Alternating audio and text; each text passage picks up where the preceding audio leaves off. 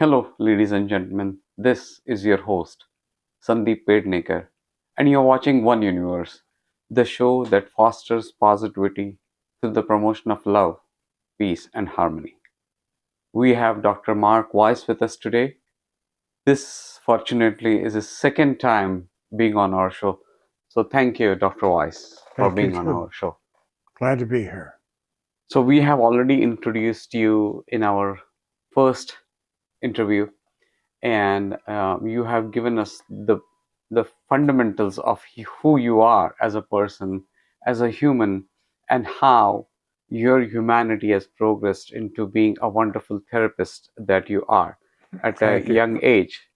So, welcome again. Thank you. And today you would like to talk about individuality. Yes. So, what about individuality, or anything that is opposite of individuality, are the things that you would like to clarify? I'm not sure if opposite would be the right word, but Okay. they're two entirely different concepts. Okay. One is the idea of the basic unit of society Mm-hmm. being a kind of individual person, or the idea of the basic unit of society being um, more related to what I call a social atom. Okay. So, starting with the idea of the individual, Mm-hmm. um, in, in theoretical terms, if there were such a thing as an individual, which is a commonly used term, and everybody generally understands it as that, but it means that you can exist as a standalone entity. Okay. The problem is, how would anybody even know that you're an individual unless somebody is actually there to perceive it? So if you are seeing yourself as an individual, you're actually seeing something that can't exist without some other person there to witness it. Okay. The idea really comes out of physics and all kinds of different areas that say when you're looking at very small particles, the only way you can see them is by going to that particle and hitting it with another particle, but that changes its course. Mm-hmm. You cannot get the momentum and the form and distance that would be shown up as far as the individual particle. Okay. So, one analogy comes to my mind, and I would like you to correct me if I'm wrong, Mm-hmm. or say that, okay, it is close or totally far away, or does not coincide anything with this. Is that people give examples. If a tree falls in a forest, if anybody hears it, then okay, a tree has fallen, it makes a sound. But if there's nobody to listen to it, then has it really fallen, or did it make a sound? This is Would, Bishop Berkeley's argument. okay, thank you. So now using that, would that be analogous to what you're saying when it comes to individual, that there has to be some individual, somebody else to know that, okay, this is an individual? Well, uh, in regard to Bishop Berkeley, the thing that he missed was that how would you know whether a tree fell or didn't? Okay. Mm-hmm. Maybe it does, maybe it doesn't. It's uh, the uncertainty principle. So even if you could agree somehow, and it's totally a mind situation, Mm-hmm. you can agree that this is um, the tree may have fallen, it may not have fallen, but the only way to verify that is to get somebody to listen to it. If you can't do that, you have no way to verify whether one thing is true or the other. So let's go to the alternative. Mm-hmm. It's not necessarily opposite, but definitely an alternative way of Okay. looking. And that is that the basic unit of society is what I call, and others call, a social atom. A social atom is a composite of all of the people and I imagine as well pets, animals, etc., Mm-hmm. that operate in your world. And Okay. the measurement device is not this or that. The measurement is what is the relationship between this and that. Okay, that makes sense. Okay, so if I am looking at a family, I'm a licensed family therapist. Mm-hmm. So if you're looking at a family group and you work with one particular person, something will change, even by the virtue, for example, as a therapist, if I come into the room, Mm-hmm. even if I do nothing, just coming into the room, people will adjust and change to how they assess me to be. Okay. So that means that there's no way I can actually measure what's actually there. What I can measure is the forces that operate in the relationships between people. And a man named J.L. Marino was sort of the godfather of psychodrama. Mm-hmm. It's a method for taking what's going on inside of us and putting it outward and then beginning to change things in the system. So all of this is dependent on the idea that we are not individuals, but in fact are members of a system which has a number of both attraction and repulsive forms and energies.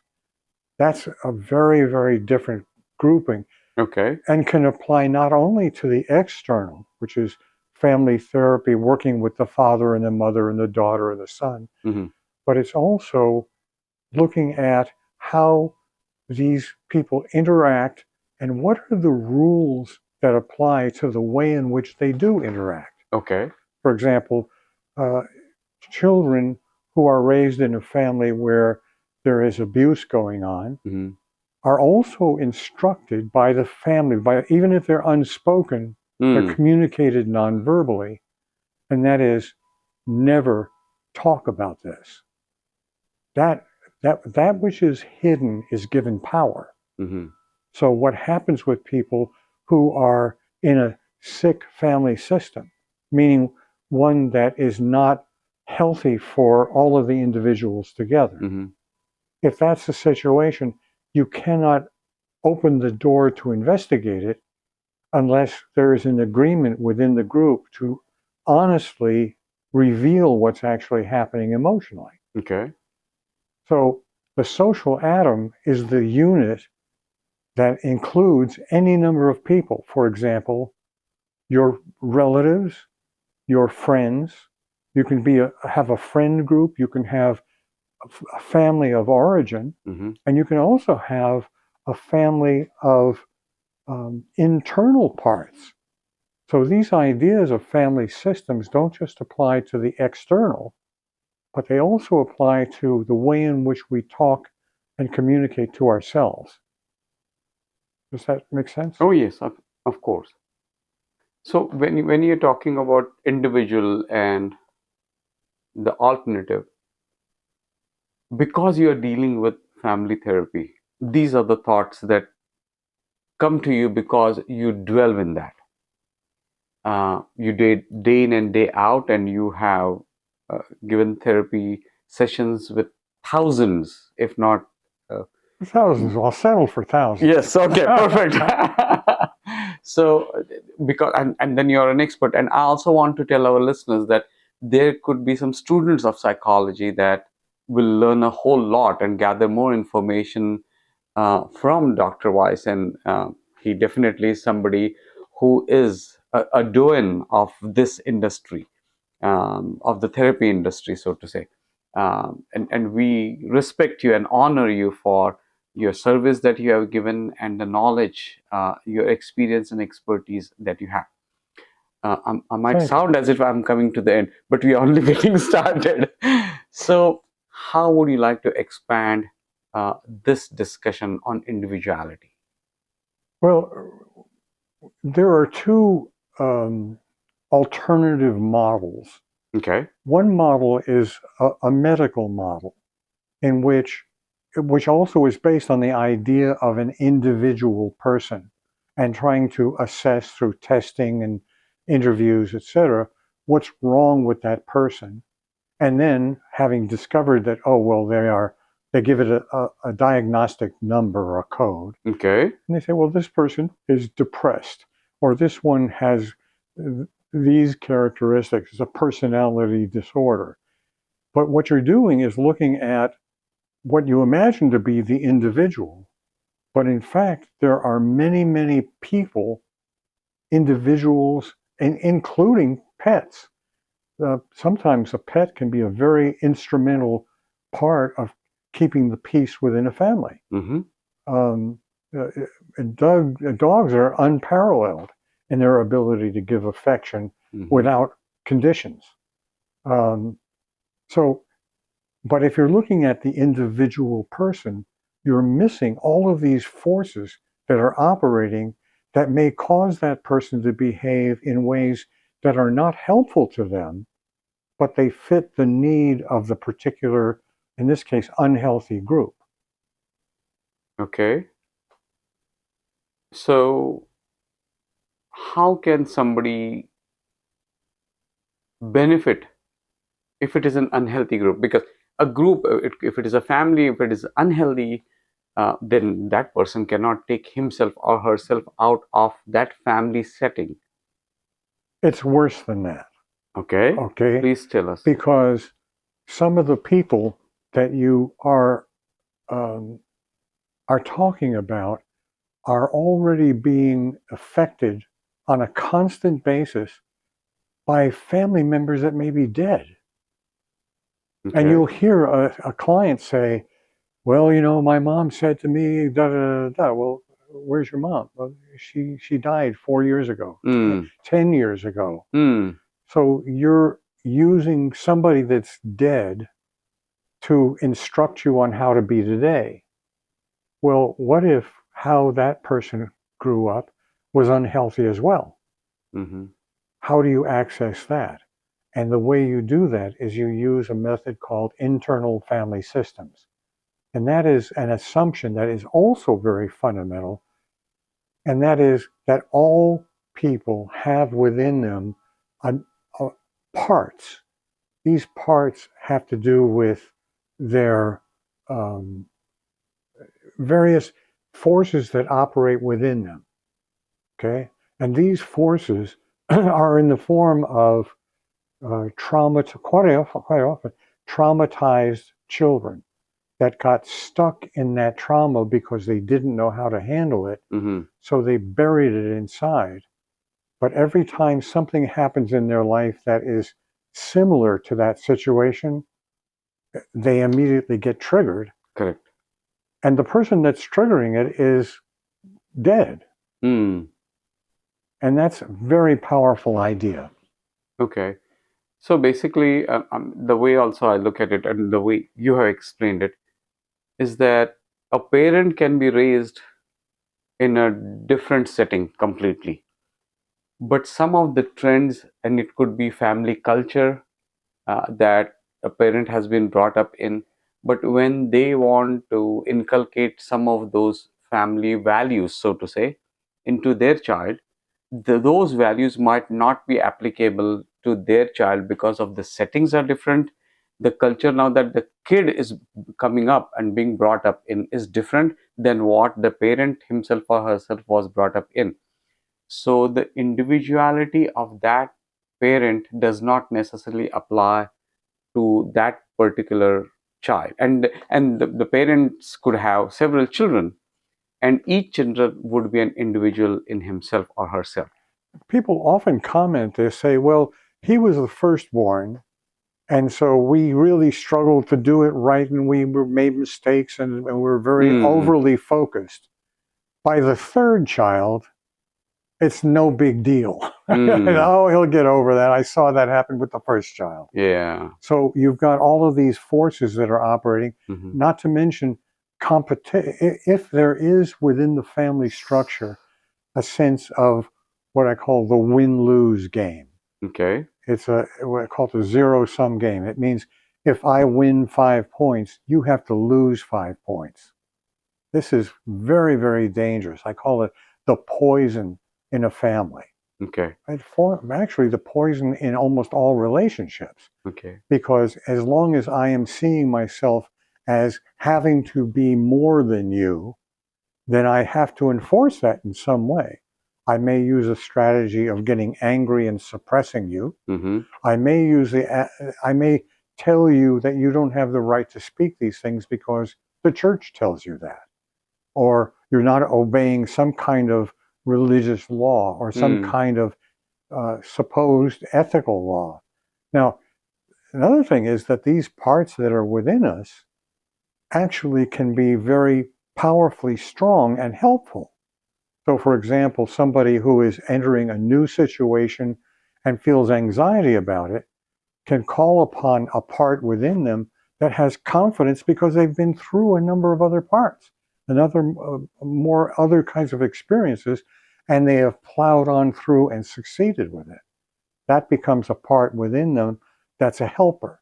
Okay. If it's a fearful part, Mm-hmm. then it will have what we call protectors. And these are parts within you that automatically will use a technique like going quiet in order to become a smaller target in a negative situation. And that would also be part of protecting yourself, Yes, because you absolutely. don't want to be the butt of all jokes, for example. Well, and as I say, that you don't want to wake the white rhinoceros. You Mm. don't want to poke the bear. Right. So an example, uh, mom and dad are having great deals of difficulty, and the kids hear this struggle and this fight going on upstairs. Mom comes down, and the kids look at her, and she has a black eye. Mm. And they say, "What happened?" And mom says, "I banged into a door." Mm-hmm. Now, the children absolutely know exactly. They heard the fight. They heard the hit. They heard the scream. They heard all of that stuff. And they're being told by mom, "Oh, well, mom is lying to keep from having more problems." So she says to the kids, "Well, I just bumped into a door." The kids now experience what's called paradoxical intent. They have been taught verbally to be honest, tell the truth, don't lie. Well, here's mom coming down the stairs and with a black eye, and they know where it came from and they know who did it, and she's telling them something completely different. Hmm. That is paradoxical intent. They're being told to be honest, but if they're honest, it might mean more punishment to mom, because if the kids say something about it, dad could go crazy again. And these are these intricate, that's why I love family therapy and marital family, is because I like complex things. And this is very complex. You cannot just try to fix this and then move on. Hmm. The system is far more powerful than any particular being.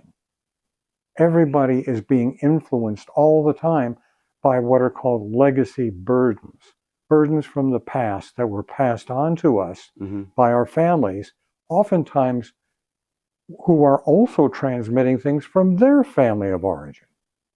So these things get passed down.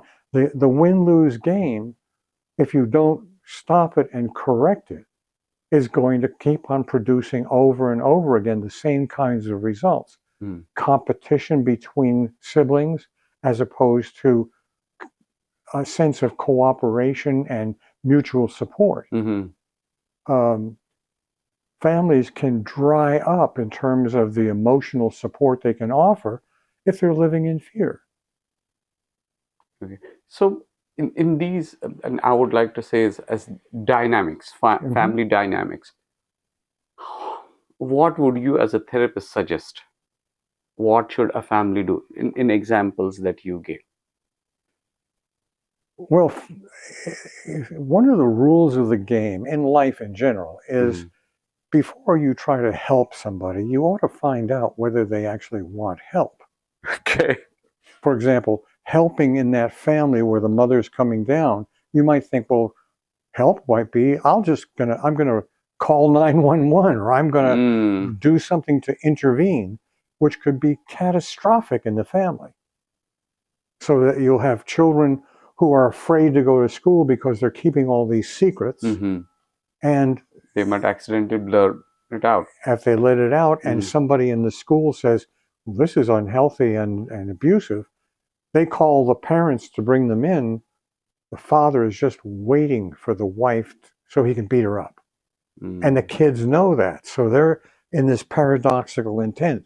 If they do what they think is the right thing, it may be a complete Yeah. reversal of that that's happening. Mm. Okay, so the first step is to check if they want help. If they're open to a discussion Okay. that might lead them to that. Mm-hmm. Sometimes people come to me when they have really messed their relationship up because they've been using their parents' way of communicating, which they didn't even like, but it's the only thing they were taught. So they're using these old, sometimes they'll come in and say, I know I'm destroying my relationship with my wife, and I don't know what I'm doing wrong. Hmm. And she's saying, you you aren't showing me love in terms of what love means to her. Hmm. And he grew up in a family that had very, very bad negative habit patterns for communication. But if that's the only thing he experienced, that's what he brings to the table. And he thinks that he is giving everything that is supposed to be given. Okay, I'm providing for the family of my wife, and I'm doing this. I'm working maybe 2 jobs, and I'm providing because I love my wife. But the wife thinks, oh, he's all out all the time, and he's not coming, hugging me, kissing me, being with And me. he is not giving me the things that lead to greater connection. He's giving me things, and I imitated it in a way by saying, she says, do you love me? And he says, of course I love you. I got you a car. Hmm. And she says, no, no, but do you love me? And he says, of course I love you. I bought a house. Hmm. No, no. I mean, you can hear this going on and on and on. And finally, the wife just gives up or divorces or does something to shake the whole system up Hmm. or just take the kids and run. Mm-hmm. So these are ways of communicating the way you looked to your parents, Mm-hmm. even though it was very dissatisfying in many ways. Mm-hmm. If it's the only model you ever saw, you have no choice but to keep following what the system tells you to do. Okay. When they finally get here, oftentimes in that situation, the husband is terribly frustrated, is literally crying because he loves his wife and he thought he was doing all the right things. Mm-hmm. But in fact, he wasn't. The right things could be taught to him. Mm-hmm. The things that I teach my clients and get them to practice on a regular basis Mm-hmm. should have been taught to them in the third grade, fourth grade, fifth grade, sixth grade, all the way through school, Mm. even into college. How do you let your partner know that you genuinely understand how they feel? Because that's the glue that holds positive connections with people. Okay. So let me stretch this example some more. The example that you gave, I think you didn't specify it clearly, but I would assume that the husband is doing it on a regular basis for a long period of time. Yes. Let us say the husband has only one job. He comes home and he does give love, attention, and care like the wife wants. Mm-hmm. But let us say he has something come up, and if he says, oh, for this period of time, like a month or a week, I'm not going to be available as much as I have been, and let me take care of this. But the wife says, no, oh, you are being mean to me, and this is what I want. What would be the right thing to do, either for the wife or the husband? And I'm not asking who's wrong in the situation, Right and but wrong really don't, correct, they're not necessary here. correct. So in this case, how would this be resolved? The fundamental issue is the nature of the system of communication. Okay. The way you described it, it is clearly that poisonous win-lose game. Ah. He says, I love you, so I'm working to make money. It's not as much as we would like, but I know I want to be here for the children. I want to be here for you, and I want to enrich our family experience. Okay. That may be a completely different way in which his parents and her parents may have acted. They may have just been kind of settled for less. Okay. But it brings up resentments, grieving, etc. So the sickness here is the idea that either she's going to get her way or he's going to get his way. Somebody's got to win, and it's win-lose, win-lose. All right. That's the poison. Okay. There's an alternative, which is called win-win negotiation. And that is, for some people, is so out of belief, it's startling to them. Okay. But the idea is any decision that we make about how to handle this balance between the money issue and the love issue can only be satisfied by a decision that meets both people's needs. That's a very deep, I mean, it sounds easy on the surface. Right. But it's totally startling to a person who grew up in a family where everybody was an enemy. Everybody was trying to dominate, to get more, and therefore have you get less. So it's this win-lose game that has to be noticed, focused on, shown what the horrible outcomes are of living in that style, and then retraining. Meaning, how do you speak your concern? In that one, the wife may say, no, you should do this. But she's actually blaming him. That's what the win-lose game does. It creates, oh yeah, well, it's your fault. Oh, no, it's your fault. And this fault finding never questions, is the concept of fault itself of any value? Okay? Because the moment you say fault, then somebody has, in religious terms, sinned. Somebody has done the wrong thing. You attribute fault to them, you attribute guilt to them, and then you lower their value. Because you've got to make them lower than you in order for you to win. It's got to be win-lose. That's the illness. Okay, so now in this case, and I'm just taking that example. The husband might say, "Oh, I'm doing these things," and the wife might say, "What do you mean? I cook for you. I have a job too, and I do this and I do that. And how come you cannot find time for me?" All right. Now, the fool, not the evil fool, but the person who has never been trained, is going to defend himself. Right? I mean, they'll say, "But you don't realize how much I'm working hard to do da da da da." Okay, and what he should be doing in that situation is listening to her to determine what her feelings are, as simple as mad, sad, glad, scared. To listen to those, is this more? I mean, there are a number of other words for feelings, but that covers a lot of territory. Mad, sad, glad, scared. Well, if they have both agreed that the only solution they'll accept to this problem is one in which both of them are getting their needs fully met, it's astounding for many people because they're so used to the idea of, well, I want to do such a, but he'll never let me.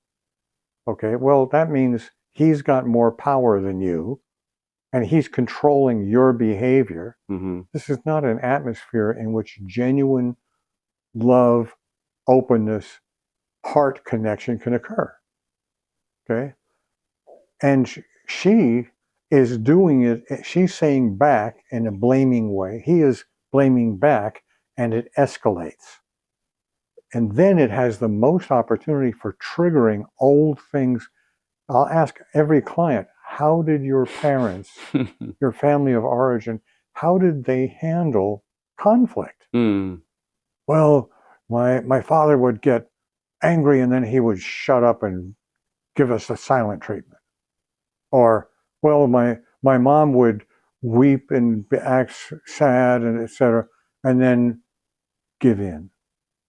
Now, though both of those are win-lose games.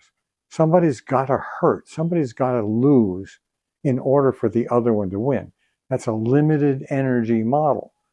Love is not a limited energy model. Love has no boundaries. Mm-hmm. If you are doing it in a win-win manner. Mm-hmm. Now, in a win-win situation, all of your creative effort is devoted to finding a way of organizing this and dealing with it that leaves everybody feeling good about themselves. Now, that can only happen when both people have made the agreement that they're going to do that. They may not even in the beginning understand what the outcome will be. But if they adopt win-win negotiation, I spend a lot of my time with clients teaching these fundamental communication skills they need to know in order to establish win-win connections. And that has to do with how they express what their needs are instead of blaming the other. Okay. And more importantly, how they ask for help and how they listen to their partner to find out how is she feeling so she can feel understood. And inevitably, when she feels understood, her tension level comes down. That is a key to this process because when you're triggered, you're out of control. Mm. Okay. So I know you have answered the question, but I want to delve deeper into it and said you have said, okay, first of all, when just talking about this example, the husband might say, you know what, I do want to do this. So he Mm-hmm. should be discussing it first instead of saying that this is the decision I've made, Absolutely. right?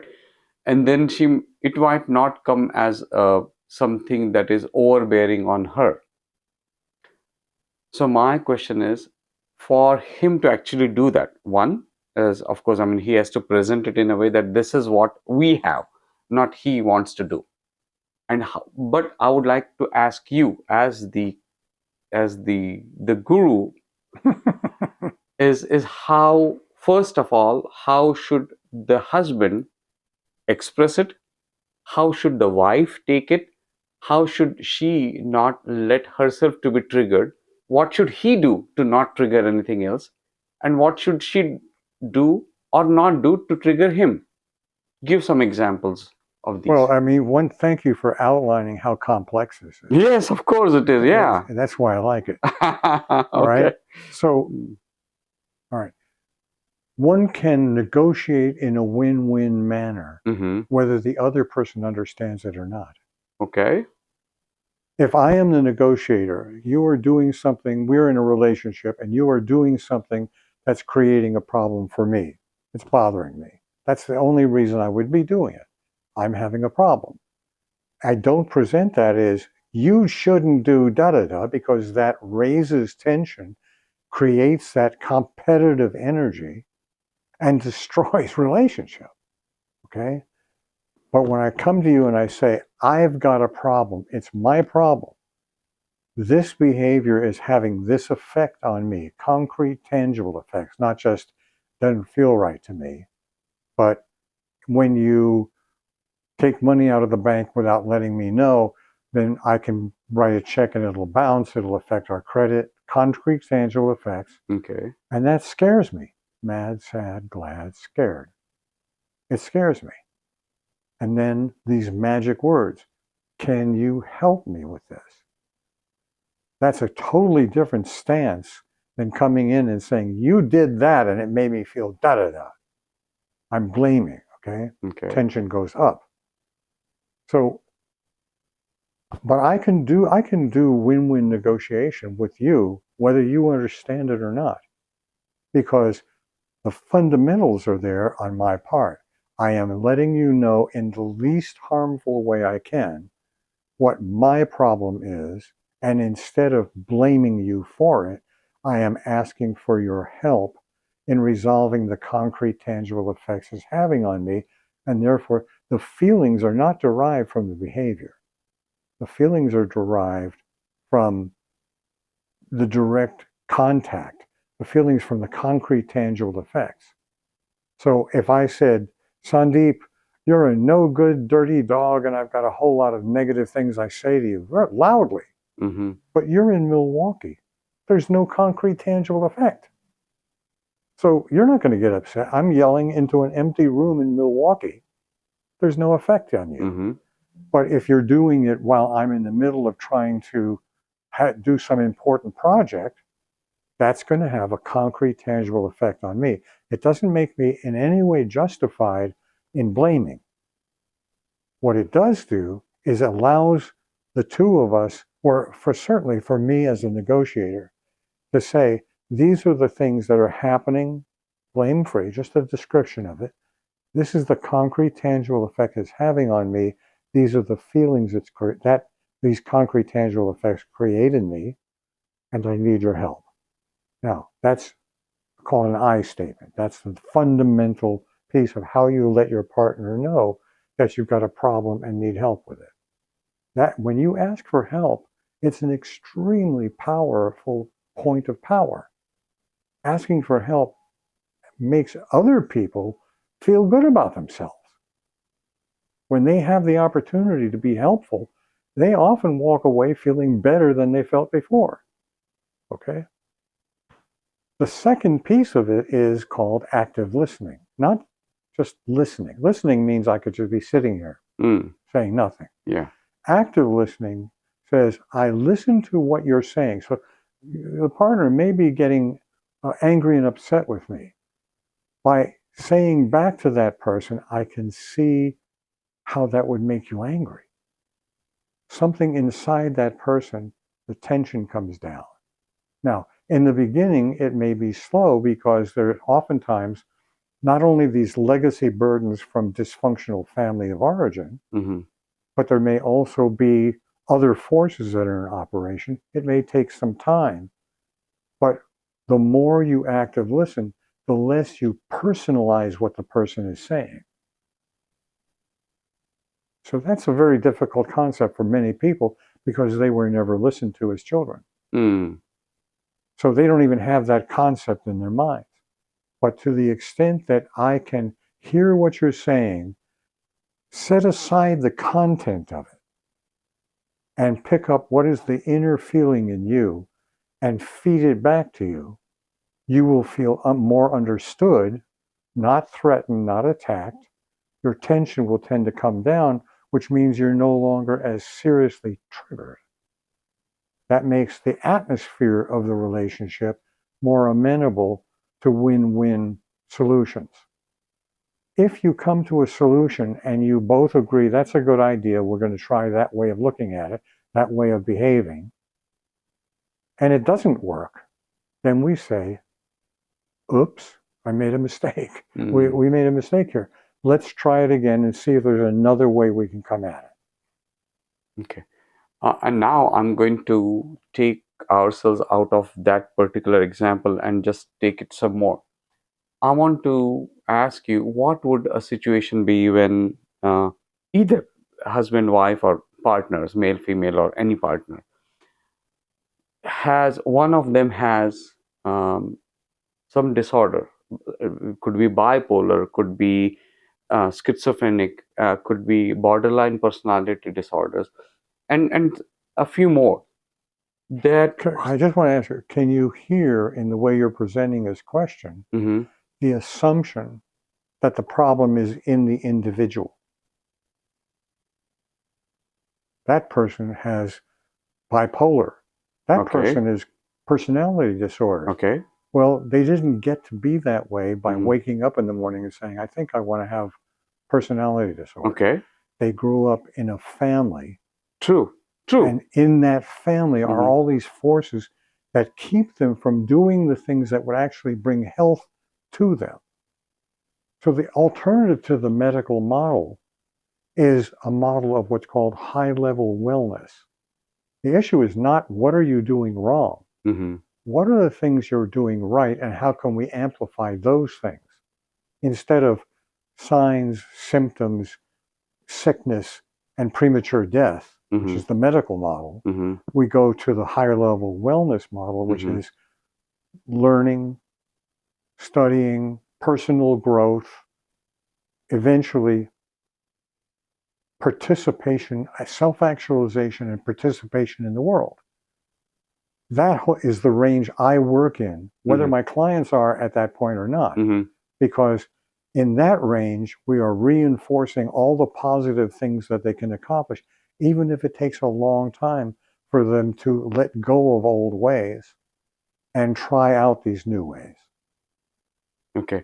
So I'm trying to understand what you're saying is that immaterial of whether one of the person of that couple has any issues or not.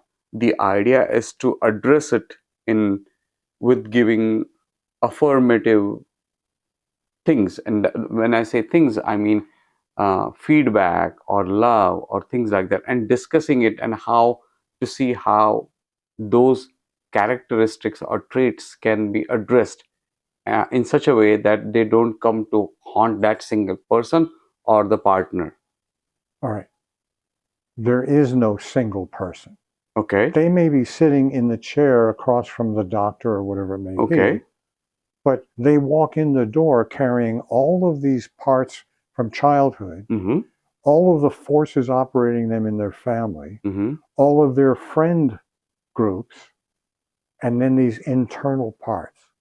This internal family systems has been around for 20, 25 years now and is extremely effective. There are other methods that help reduce tension. Mm-hmm. It is that tension that creates an atmosphere in which something that started out as just some anxiety Mm-hmm. gets more and more attacked, Mm-hmm. gets more and more frightened. That's not helpful. But to be able to be more peaceful within you as a therapist, for example, Mm-hmm. is to teach what you are, not what you say.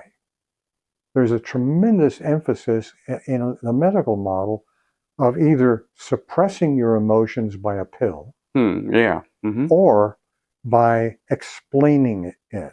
Oh, well, you have bipolar, so we're going to give you this drug, or we're going to get you 5 months of therapy, or we're going to do something to calm down and suppress the feeling. But we may not be untangling this bunch of thoughts, feelings, and beliefs that we've been clinging to because it was the only thing we knew. Okay. Um, Dr. Weiss, I think that you saying that this thing is complex is still an understatement because it is overly complex. It's not easy um, to first, as a common man, to understand what the intricacies of the issues in so many couples and so many people are as an individual, as a group, or whatever. But today we talked and touched on individuality, and I want to thank you. I also want to tell you that there are so many good things that are happening, and we want to reach out to everybody and to our listeners and viewers and tell them that we want to talk about these things that come from a professional. Hi, listeners and other Yes, people. yes, and We're ready to answer any questions. yes. So you can always reach us at 901-849-DEEP, or you can write to us at sgp97@hotmail.com. Ladies and gentlemen, again, thank you, Dr. Weiss. We You're are going to welcome. have you over and over again. We are thoroughly impressed with the knowledge, experience, and expertise that you have, and we would like you to share that with us and our listeners. I'd be happy to. Thank you so much. And for you, my dear friends all over the world, thank you so much for being a part of this journey. Until next time,